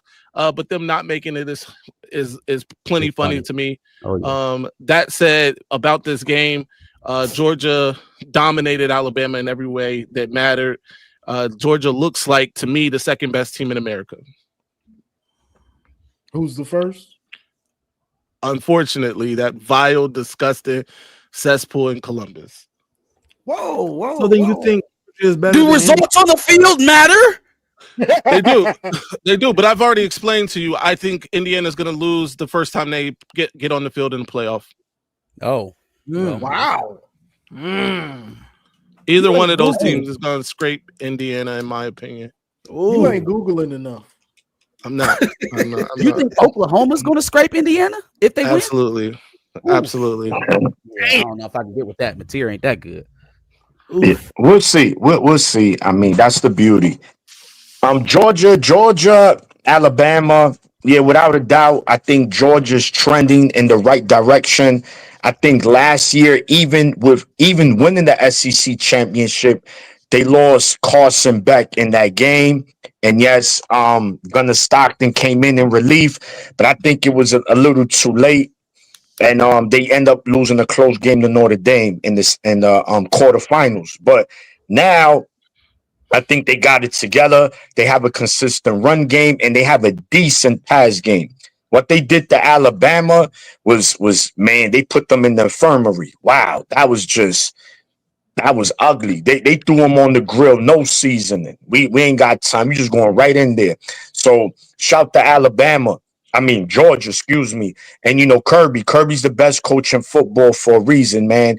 He got his guys playing, even though one of his starting linemen and another player got caught shoplifting. I guess that NIL money ain't hitting in Georgia like it is in other colleges. But we'll see what comes out of that. But on the field right now, man, Georgia is a team that you really don't want to see. And it's looking like Michigan. It's looking like Ohio State and Georgia is on the collision course for the semifinals. I think that's what we all hope happens, and we'll see. But just shout to Georgia, man. They just handle business. Everybody joked on them for the Georgia Tech. They don't got offense, bro. It just win. That's what matters. And you saw what they did to Alabama. So we'll see what they do in the playoffs. They play the win of Ole Miss Tulane. So y'all know how I feel about the SEC. Here we go. And this is a perfect game between two teams that I just don't know about for sure. Because both of them, you don't know which team you're going to get. Like with both of them, literally. Georgia, when you get the good Georgia, they're liable to beat anybody. They're just a really solid team on both sides of the ball. If Gunnar Stockton can get it going, he can get 3-4 touchdowns. It's a tough game for anybody. When that doesn't happen and their offense looks shaky, they're having struggles with fucking Georgia Tech, Auburn, Florida. They're having struggles versus teams that they should not be struggling with. And so if that's the team that I'm facing, good night. It's easy money. But I don't know which team I'm going to get. Bama is the same thing, right? If Bama comes out looking the way that they should, they're beating 4 ranked teams in a row. Or they're losing to Florida State week 1, or they're losing to teams that they shouldn't be. As far as I'm concerned, I would gladly take either one of those teams because at the very least I can hope that, first of all, Ohio State's firing on all cylinders, and Georgia and Oklahoma or Georgia and Alabama look like the shit team that they've looked like during the season. So that's easy money. But shout out to Georgia. You know, when the stuff gets going, they make a way to win an SEC game. Good for them. Oh, Josh, stop it. Okay. Do y'all want to talk about this BYU and then the ACC and then the Big 12? Y'all want to Let's at least talk about We BYU. could run through it. We could just run that's through my it. issue. Because Texas Tech is for real. Let me Yeah, talk about Texas BYU Tech- real quick. Let me talk about BYU real fast. So, y'all marched through most of it. Ohio State loses in their conference championship game, they in. Alabama losing their conference championship, they in. Who else am I missing? Who else lost in the conference championship? Who else was the Virginia BYU? lost Virginia. to Duke. Virginia? But Virginia was 7-5. Virginia, you don't deserve to Duke be in the was playoff 7-5. at 7-5. Yeah, Virginia won in 7-5. Virginia was the one, they were 10-2. They ended up Get 10-3. Now, maybe Playoffs. Virginia had an argument, maybe, if they'd have won the game, but they didn't. They didn't. Duke won it. Duke won it. So I don't want to hear Duke should have been in there. How did BYU, right? They've lost 2 games. One of them was a conference championship game. It's the same game to the top 5 rated Texas Tech Red Raiders. How they end up all the way ass out? We arguing about Miami and Notre Dame. I'm sorry. Was Miami in their conference championship game? Was Notre Dame in there? No, they weren't because they don't have a fucking conference.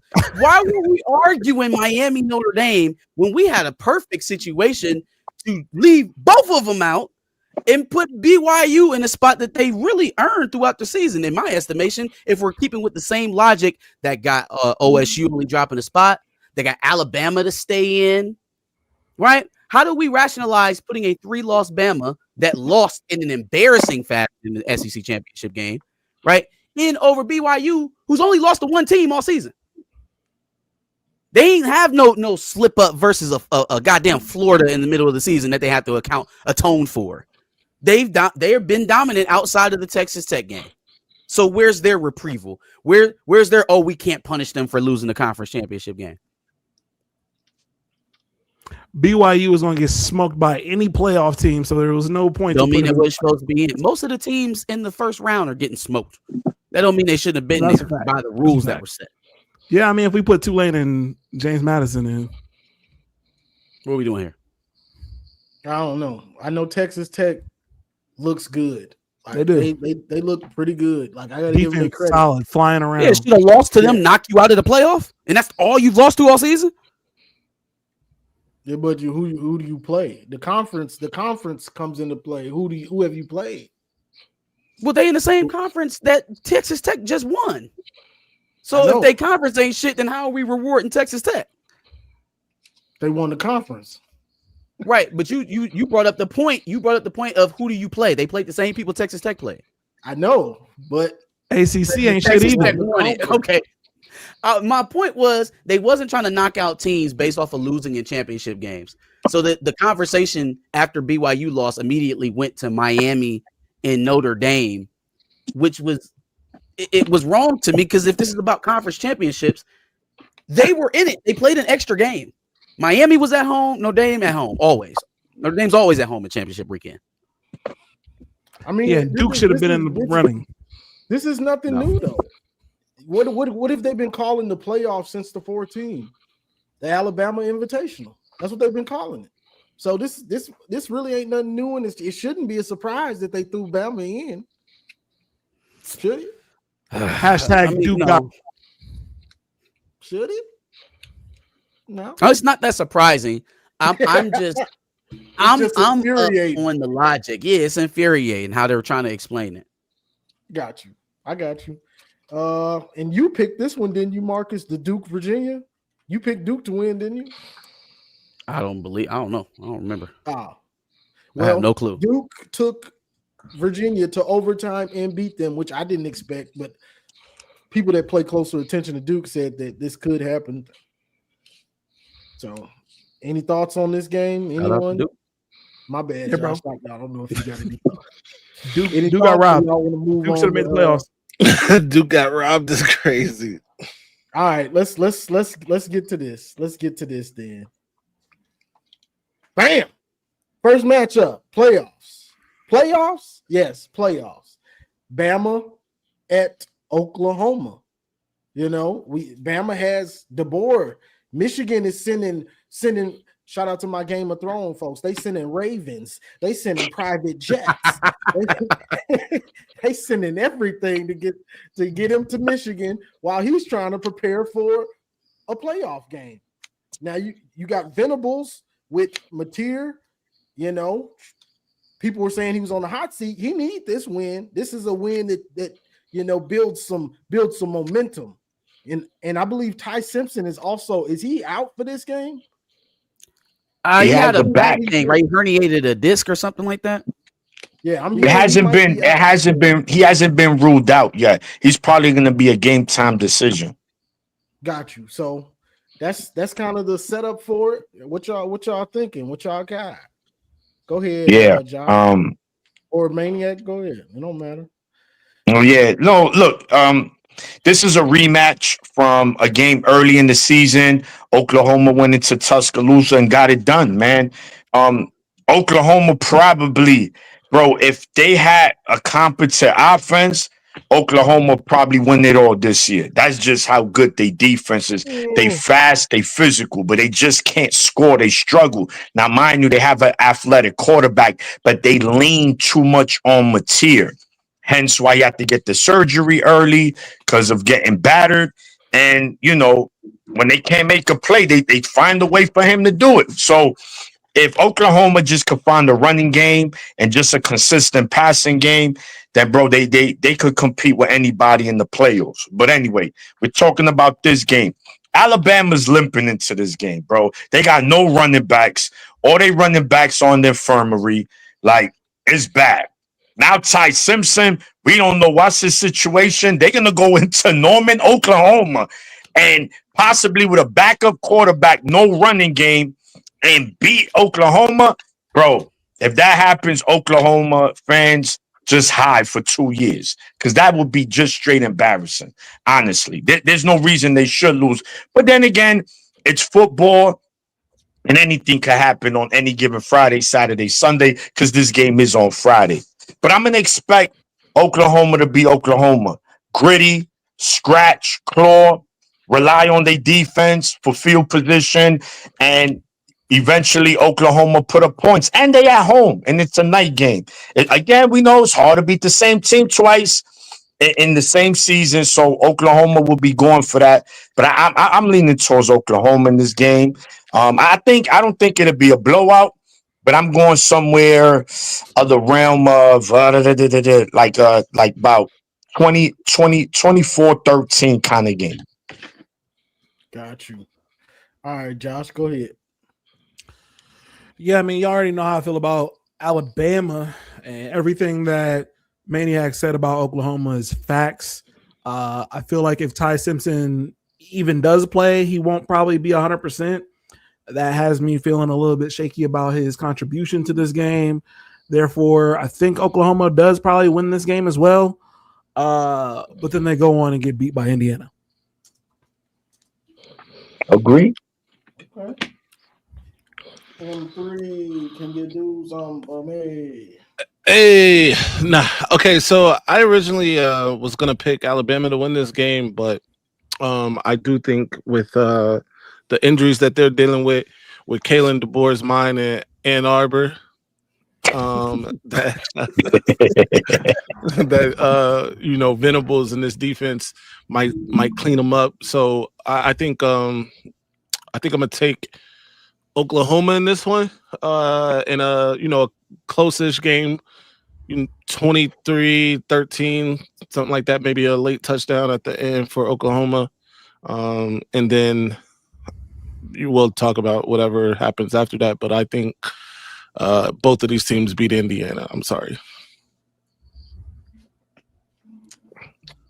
Marcus, did you go, Marcus? No. You didn't. Yeah, surprisingly, I agree with Josh. I do think Oklahoma Surprisingly, wins it's this game. crazy. No, surprisingly. I think they win this game and probably lose to Indiana. Starting with the Oklahoma Alabama, there's a slither of opportunity for Alabama to really really put a monkey wrench in Oklahoma because they have trouble running the ball as well. They kind of got the same issues. Can Alabama's defense disrupt Mateer if he has to throw the ball 40, 50 times in a game, like we know Oklahoma's defense can do to Ty Simpson, a limited Ty Simpson? That's why I say there's a tiny window, right? Because if you can make them one-dimensional, maybe Ty is a little bit healthier than we're anticipating right now. They're able to move the ball a little bit, score touchdowns instead of field goals. Now you put Oklahoma in a weird spot because they already can't run the ball proficiently if it's not from the quarterback position. And now we have to throw the ball because we're behind. That's Alabama's window of opportunity as I see it. I don't think that's the likely way to go. I think it's more likely that Alabama's offense shows weaknesses early because of the injury at the quarterback position, which should give Oklahoma a better opportunity to score, better field position, more possessions in the first half, I would imagine. So as long as they are able to score, Oklahoma shouldn't have a problem winning this game. If it's a 17-13 game going into the second half, it's anybody's game. But I'll lean Oklahoma and then probably losing to Indiana. Now, well, no, I guess we're not talking all the way through the bracket, so that's where I'm at. No, we'll have another show before the other games. Bet. But yeah, that was this is Mateer, John Mateer. This is what you went to Oklahoma for. Yeah. You know, you had your injury, you know, you came back early and then y'all found a way to make the playoff. This is what you went there for, to be on that big stage in the playoff, a chance to win the championship. It don't matter what any of us say. This is your chance to win a championship. You win the playoff. You know what I'm saying? So it's on him he's probably going to have to put them on his back. He probably is, you know, but you got a defense that you can also lean on too. You know, I think it is going to be harder for Bama. As long as Mateer doesn't turn it over, I think it's going to be harder for Bama to win this game, especially not being able to run the ball, all the injuries. And then if Ty Simpson is also out and DeBoer is texting Michigan at halftime. Hey, that's going to be so funny, right? Because it's going to turn from, Alabama's better than Michigan to Alabama pushing DeBoer out the back damn door if they get blown out to Michigan. Yeah. Those Alabama fans are going to be brutal. No matter blowout or not, they lose, they're going to be brutal. Trust me. Speaking of halftime, real quick, and I'm sorry to go back here, but I got to.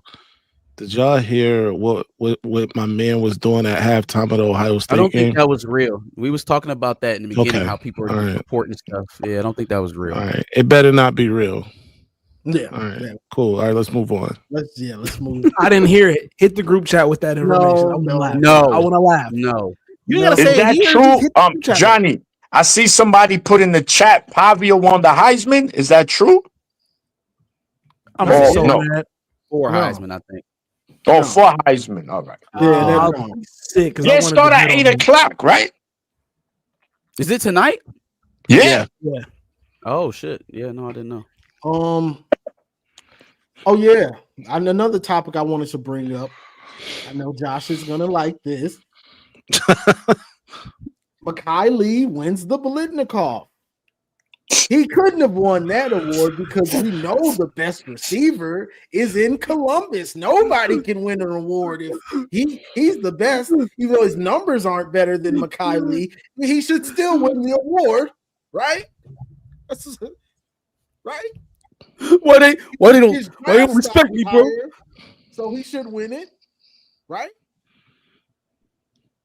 Is it just me? Are you gonna put me on stage? I'm gonna say what I want to say. Well, put me on stage. You don't need to be on stage to address this. Bulletin board material. Oh, he Lord. is going Here to we go. dominate the playoffs, boy. What are we talking about? You just made I think this is where AJ Smith mad. You won't like him when he's mad. We got the blueprint. What's up? This is Y'all where got we the blueprint? separate as fan bases, or at least I think, in the way that I think about it. If I saw my best player on my team, right, tweeting about how upset he was that he didn't get an individual award while we're on a playoff run, that would make me feel away. Like, damn, it's hurting you that much that you didn't get the Biletnikoff big dog? Like you're not satisfied with the great season you've already had and still being able to compete. Makai Lemon ain't competing in shit. Makai Lemon is putting dents in the couch right now. That's what I would take pride over that as a competitor. At least that's how I would posture myself. That would be a very fair point if I didn't see Jeremiah Smith be a team player multiple times throughout this season. I didn't say he wasn't a team player. I'm saying what's the main thing here? Like, what's important? No, that's fine.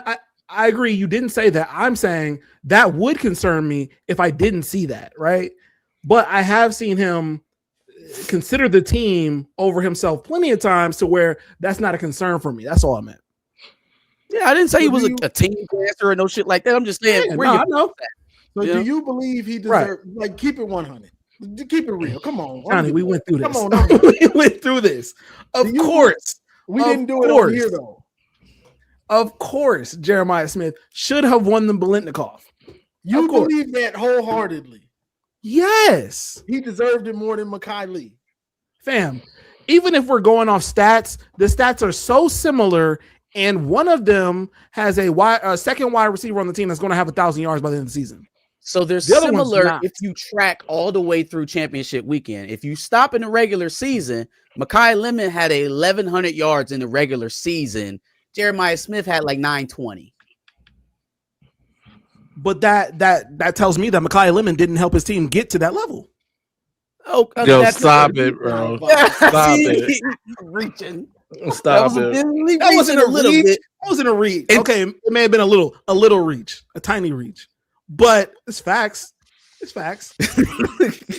Facts. Look, I don't have no dog in the fight, obviously, but right. I think if we're talking individual awards, stats is all that matters, right? How good your team did doesn't matter to the Biletnikoff or the Remington or the O'Brien or anything like that. You got to win in those statistical categories, and he didn't do that. Now, you had an interesting point that it's not the same kind of dynamic with the receivers on the roster at USC as it is at Ohio State.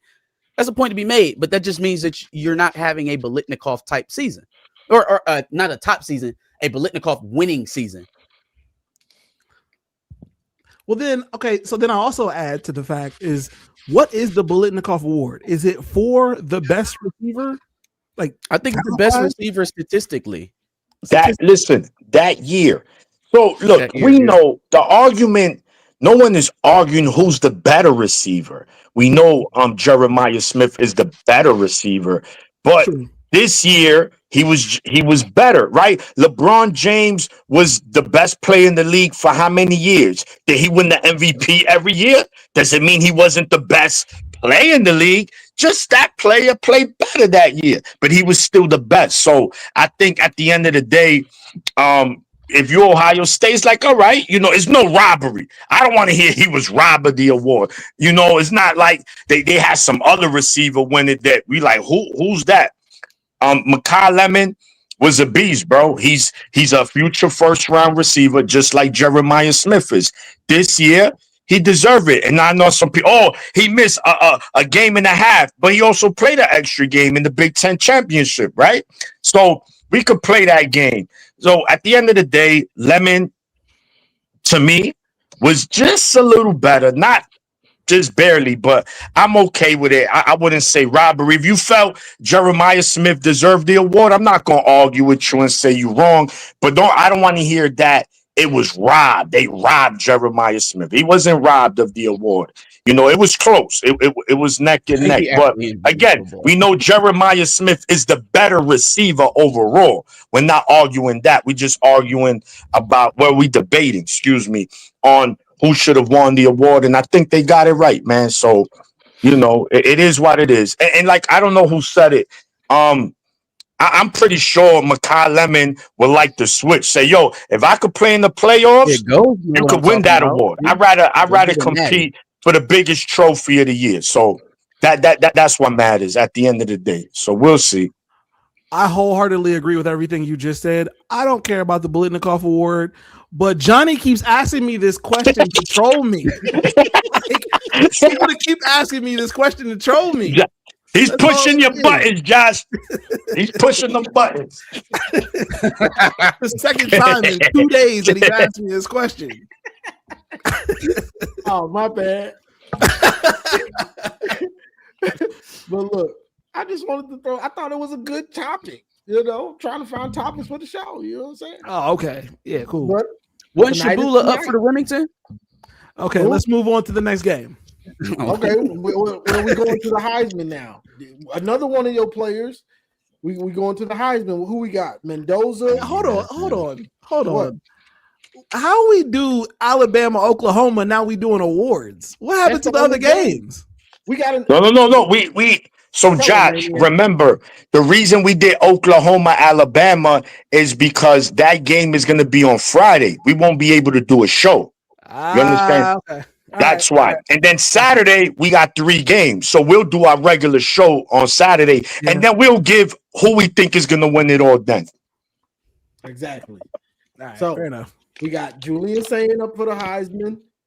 Fernando Mendoza. Mendoza. No, Diego. it's We won the whole Diego. flipping thing. There won you the go. whole flipping thing. Yo, there's a lot of Latin flavor in the Heisman race. You know it ain't good if you got Spanish people up there for the Heisman. Hey, I'm bro. sorry. Not saying we can't play sports, but come on, for the Heisman, that's crazy. Yo, He said we should be up there for the golden boot, not the we need a grammatical brother up there. Oh, Martin Grammatica, he used to do the celebrating and he hurt himself. Crazy. And then we got Jeremiah Love for Notre Dame. We didn't make the Right. playoff. I quit. If he don't win, he might. If he don't win the Heisman, he might retire. Yo. I'm We hearing never rumblings. got a chance to talk about Notre Dame doing that.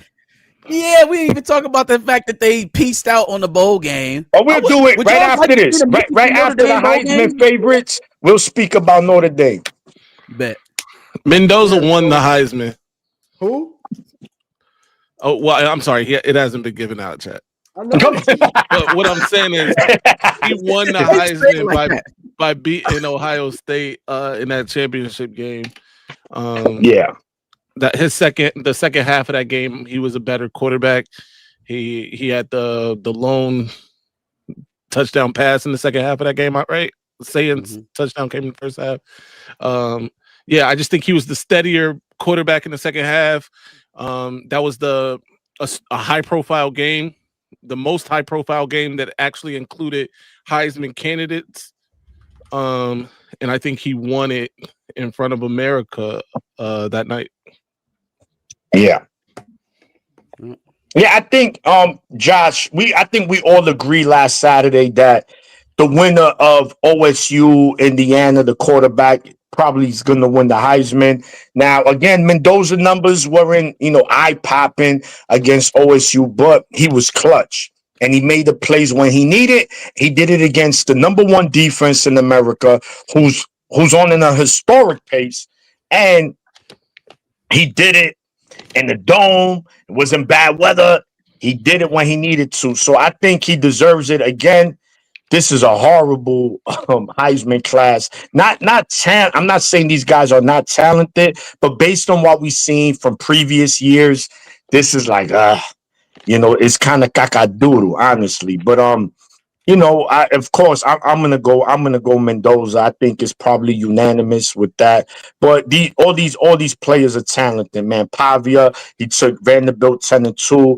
Julian Sayin could take his team to back-to-back natty, and Jeremiah Love, who's probably gonna be the first running back off the board in April's upcoming draft.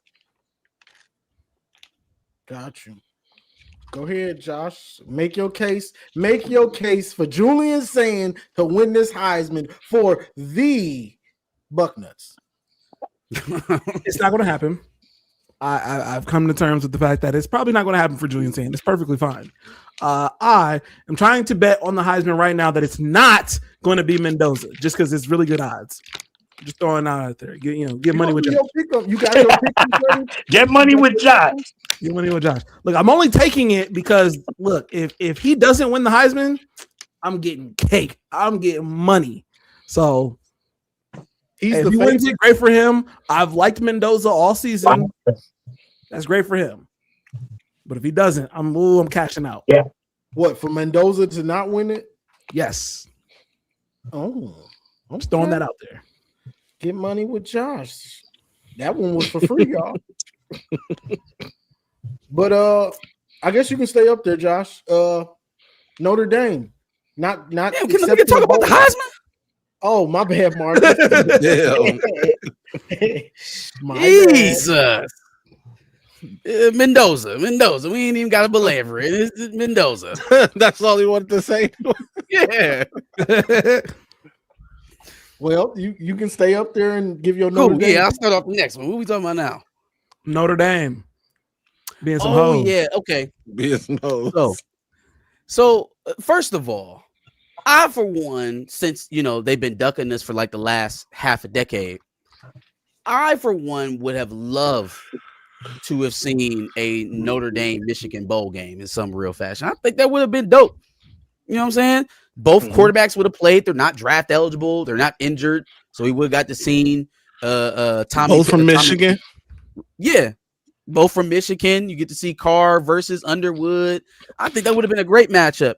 Notre Dame picked up all their shit and said, well, if you're not going to let us in the dance, we're just going to go home.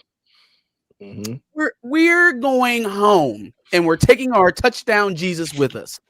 See, this is why I said when we added the last, the most recent entries to the Big Ten, that we should still ice out Notre Dame, because before this maximum expansion to 18 teams, right?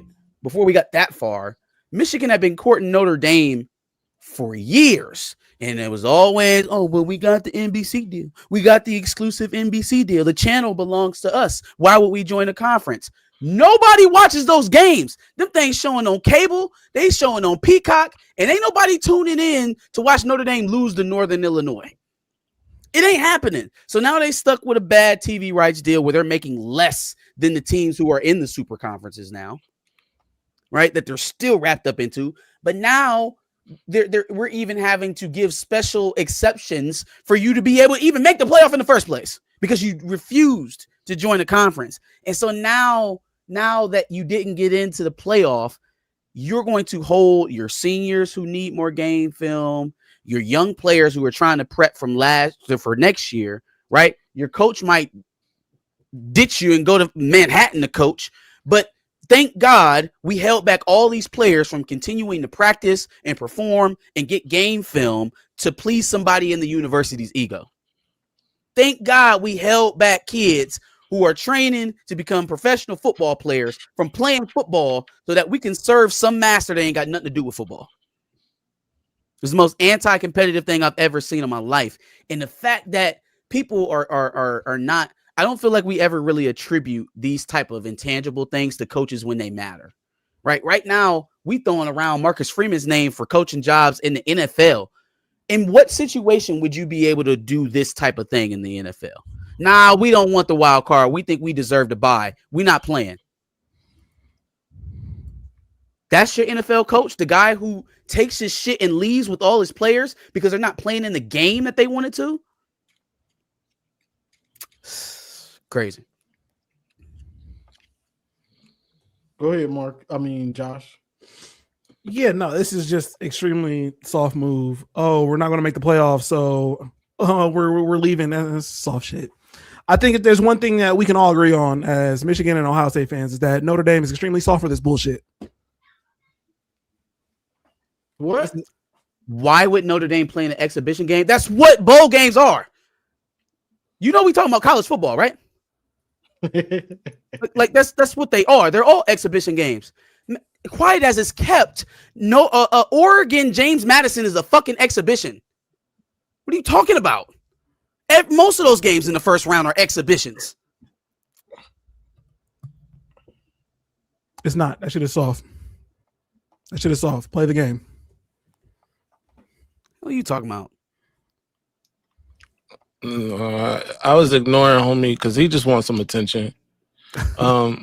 So many people want attention, man. It's so crazy. You're a grown man sitting behind a computer or your phone screen typing like a super thug. Anyway, I think it's also soft that Notre Dame, picked up their ball and went home. It's very private school of them to do such a thing. Nasty, nasty work.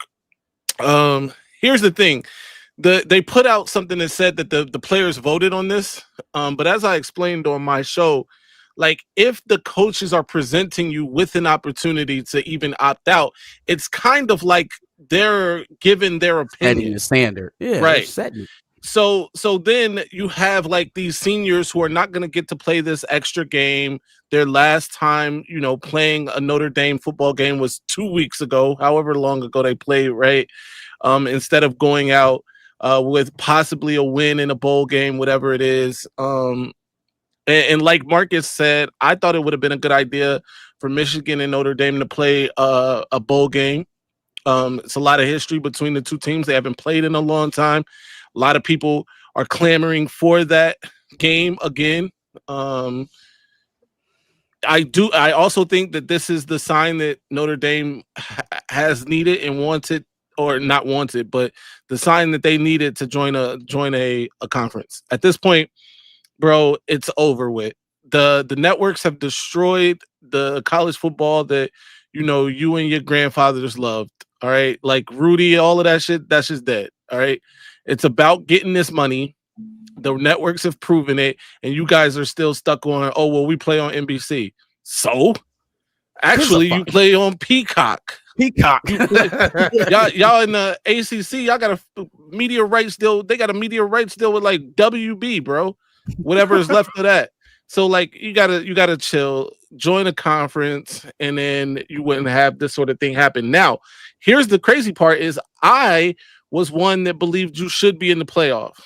I think Notre Dame should be in the playoff. Granted, they lost to both the best teams they played, but they also went on a belt-to-ass spree, a 10-game belt-to-ass spree afterwards. So, I think they should be in the playoff. And that belt-to-ass spree included USC. It included a propped-up, albeit Pitt, a rib cage to feed to Lion. But they did what they were supposed to do, and they won those games 10 straight by double digits, I believe, all of them. So I thought they should be in the playoff, but you know what? ESPN likes the SEC, and so you didn't. Maybe you should have joined the SEC. If you were in the SEC, you'd be in the playoff. I promise you that. If you were in the Big Ten, you'd be in the playoffs. So there you have it. Got you. Yeah, I mean, just like everybody else said, Indy did a soft move. We didn't make the playoffs, so we're not going to play. We're not going to get our 15 practices. You're not hurting nobody except your fans and your players missing out on practices and stuff. Like that's all you're hurting. You're not hurting anybody else, really. You know what I'm saying? So I don't get the move. They thought, I guess somebody was going to, you can't have the playoff without Notre Dame. Yeah, we can. Yeah, we can. Don't sit over there, Bucko. You ain't won championships, a championship since the 80s. Nobody's missing y'all. Whether y'all in the playoff, not in the playoff. Only one mad is Notre Dame bot and this dude in the chat. That's the only two people mad. So that's what I got. Put up coked out Dan Lanning. That's them right now. Good. What, coked out Lanning?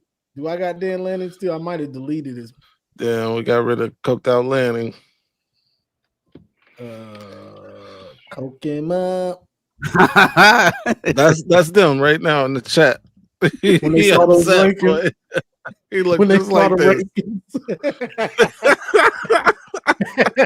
He looked like a leprechaun, honestly, right here. Hey, they stole my Lucky Charms. the anger, like he gonna look like he gonna cry. Yeah, he about to shed a tear. It's crazy. It's all there, boy. RK Mangoes is crying right now in the chat. Put me up, bring me up, bring me up.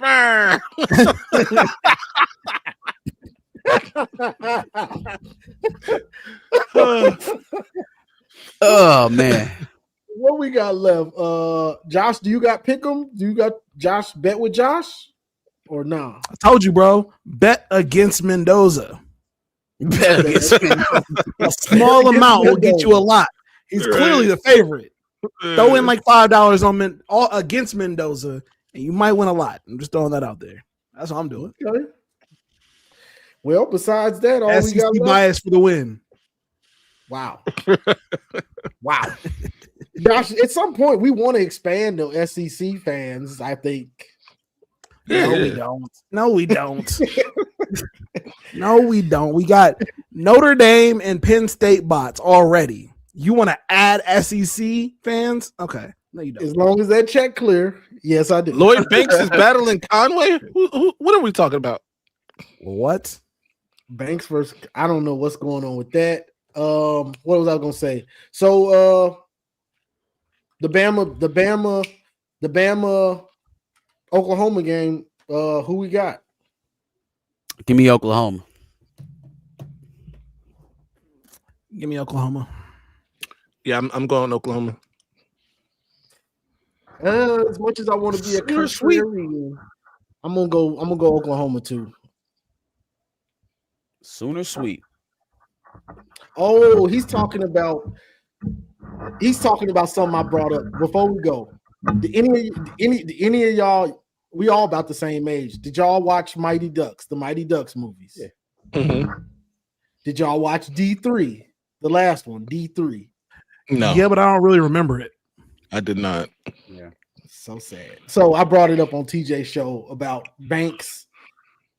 Charlie is the best player in the last one, and people think it's Adam Banks who was the best in the first two, but in the third one, he's not the best. And me and my homeboy been arguing about this for about 6 years, bro. So don't mind me. Don't mind me, y'all. So I guess that's about it. That's all we got for this one. Any final thoughts or anything from anybody? Yeah, hashtag Duke got robbed. Ohio State's about to win another championship. Go Bucks. I actually burn 4-leaf clovers and Lucky Charms nightly in honor and to piss off Notre Dame fans, especially ones in the chat. Arr. Let's go, bro. Yeah, man. Michigan, find the guy, man. Finding quick. Let's get back on the track. Let's Please get do this so I can train laugh back at rolling. him. Go blue. Go blue. Yeah, don't forget tomorrow. I'm not sure what time I'm gonna do the call-in show for tomorrow. It might be probably around 1 o'clock ish. So just be looking out for that. And that's all I got. Hopefully, well, probably not. It's probably Michigan. For Michigan, we probably not gonna get a coach until next week. You know, that's just what it is. It's only been almost 2.5 days. Better so. get one before January 2nd. Got you. Brian Kelly. All right, Josh. Appreciate everybody watching the Big College Football Show at 10:45, at 11, at 6 o'clock. Hey, anything but 11. Anything but 11. Go Bucks. Go blue. Like, share, subscribe, and as always, go blue. Go blue. Blue. Go Bucks.